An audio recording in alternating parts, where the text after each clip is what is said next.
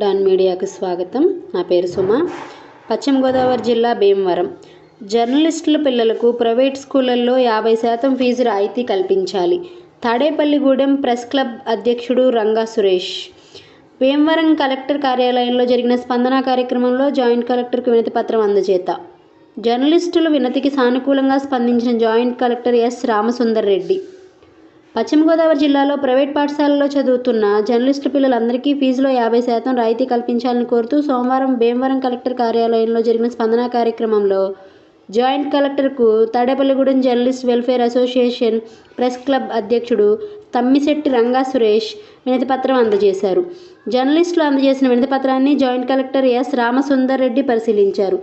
వినతిపత్రంలో ఉన్న అంశాలను press club అధ్యక్షుడు రంగా సురేష్ జాయింట్ కలెక్టర్కు వివరించారు. ప్రైవేట్ స్కూళ్లలో ఫీజులో 50% రాయితీ కల్పించాలని, అక్రిడిటేషన్ విషయంలో ఈ జిల్లాలో అమలు చేస్తున్న నిబంధనలు సడలించాలని, అదేవిధంగా జర్నలిస్టులు ఇళ్ల స్థలాల విషయంలో పారదర్శకంగా వ్యవహరించి అర్హులుగా గుర్తించిన వారితో పాటుగా మిగిలిన వారికి సీనియారిటీ ప్రాతిపదికన స్థలాలు కల్పించేందుకు అవకాశం ఉన్న మేరకు నిబంధనలను సడలించి ఈ జిల్లా కమిటీ అర్హులైన జర్నలిస్టులకు ఇళ్ల స్థలాలు కల్పించే విధంగా కృషి చేయాలని కోరారు.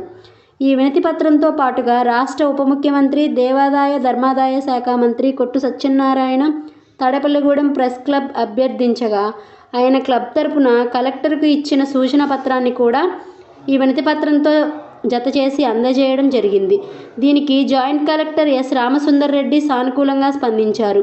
తాను స్వయంగా ఈ విషయంపై శ్రద్ధ వహించి కలెక్టర్ వారి దృష్టికి తీసుకువెళ్లి ఖచ్చితంగా జర్నలిస్టుల అభ్యర్థనలు అమలయ్యేలా సాయశక్తులా కృషి చేస్తానని హామీ ఇచ్చారు.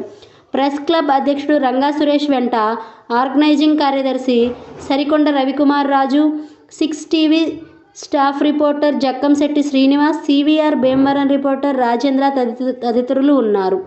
Thank you.